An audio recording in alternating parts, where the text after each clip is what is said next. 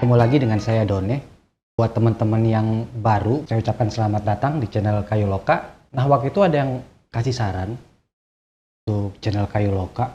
Itu kalau bisa bikin konten yang materinya itu berhubungan dengan bisnis, terus juga marketing dan branding. Jadi buat teman-teman yang baru mau mulai berbisnis atau yang ingin meningkatkan atau mendapatkan insight-insight untuk marketing dan branding. Nah, jadi Kayu Loka, kita akan bikin beberapa video, serangkaian video tentang bisnis, terus juga tentang marketing, terus juga tentang branding, dan akan dipecah menjadi beberapa video yang kecil-kecil atau yang singkat-singkat. Nah, video series ini lebih ke lebih ke insight, terus juga tips-tips yang mungkin nanti bisa membantu teman-teman dalam berbisnis. Terus video series ini juga program atau project dari campaign kita Kayu Loka, itu dukung lokal, dimana kita akan mencoba membantu terus juga mengenalkan merek-merek dan produk-produk lokal untuk bisa bersaing di platform digital. Nah, di video series ini akan ada banyak video. Ini beberapa sudah saya susun untuk konten-konten dan temanya. Ada strategi bisnis, terus juga ada insight tentang partnership, bagi hasil, terus bagaimana menentukan harga produk, terus memilih model bisnis, terus juga ada digital marketing, internet marketing, sosial media marketing, sampai ke customer relationship. Jadi akan ada banyak video. Dan buat teman-teman yang mau ngikutin, bisa pantengin terus channel Kayu Loka. Karena ini rencananya kita akan update atau kita akan upload itu setiap hari Sabtu. Videonya video-video singkat, video-video ringan, dan bisa dibilang strategi atau metode yang praktis. Jadi tidak terlalu textbook. Kayak di video pertama ini, kita akan ngobrol-ngobrol bahas tentang model bisnis. Nah, buat teman-teman yang sudah memutuskan untuk saya akan berbisnis, atau saya akan buka usaha di woodworking, baik itu furnitur, home decor, atau kerajinan.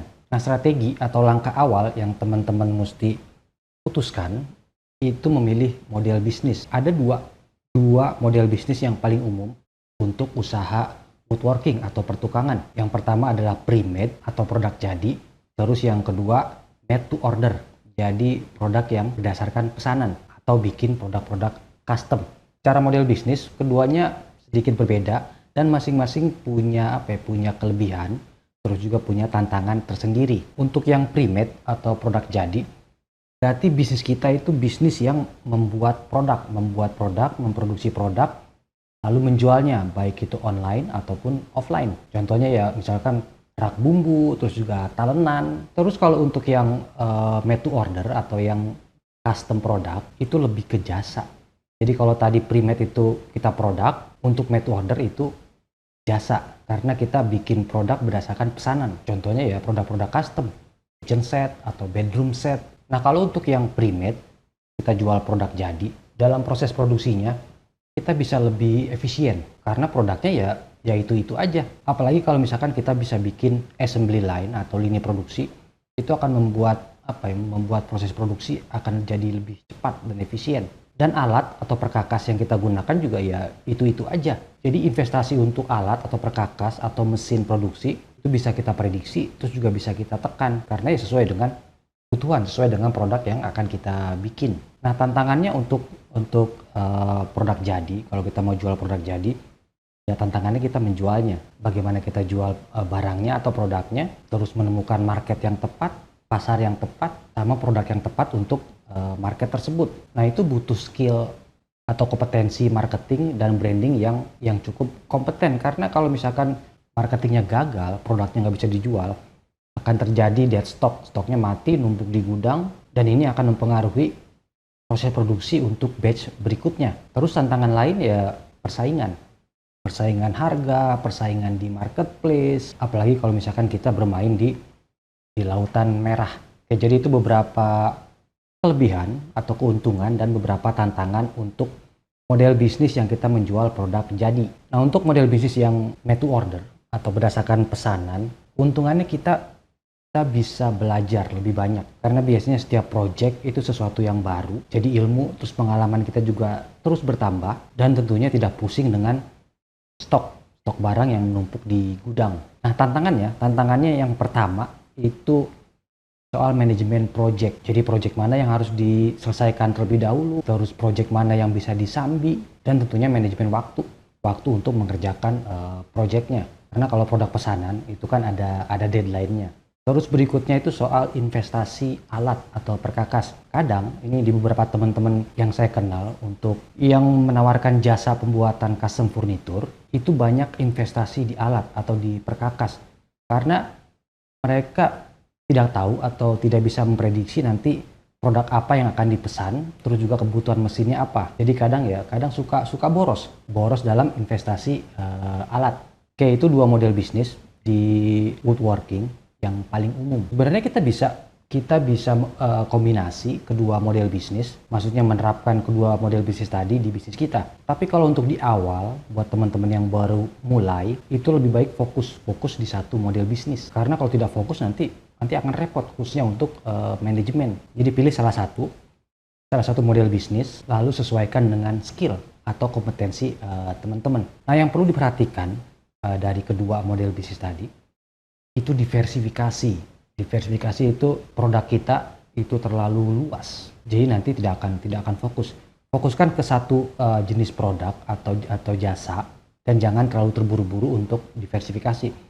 Kalau teman-teman bisnisnya pembuatan kabinet, misalkan kitchen set, terus juga perabot-perabot yang menggunakan laminasi, ya teman-teman fokus di situ aja.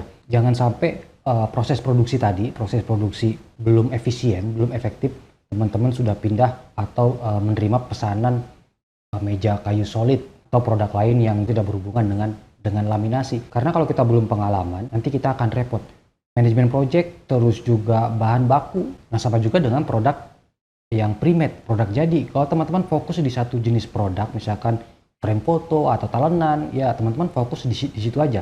Sebelum pindah atau sebelum diversifikasi, lebih baik teman-teman belajar dulu tentang atau memperdalami marketingnya, bagaimana cara menjualnya. Nah, kapan waktu yang tepat untuk kita diversifikasi atau scale up atau expand? Nah, itu nanti ada di video-video berikutnya, makanya pantengin terus channel Kayu Loka.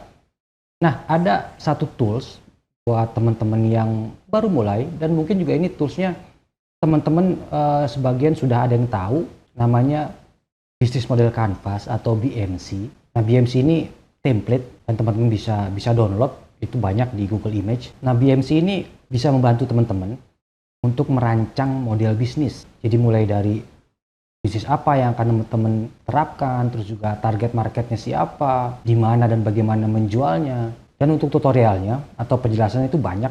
Di internet sudah banyak, terus juga video-video YouTube juga sudah banyak. Nah, selain BMC, selain Business Model Canvas, itu ada Lean Canvas. Nah, ini mirip seperti BMC, cuma lebih lean atau lebih langsing. Dan kalau buat saya lebih suka yang Lean Canvas daripada yang BMC.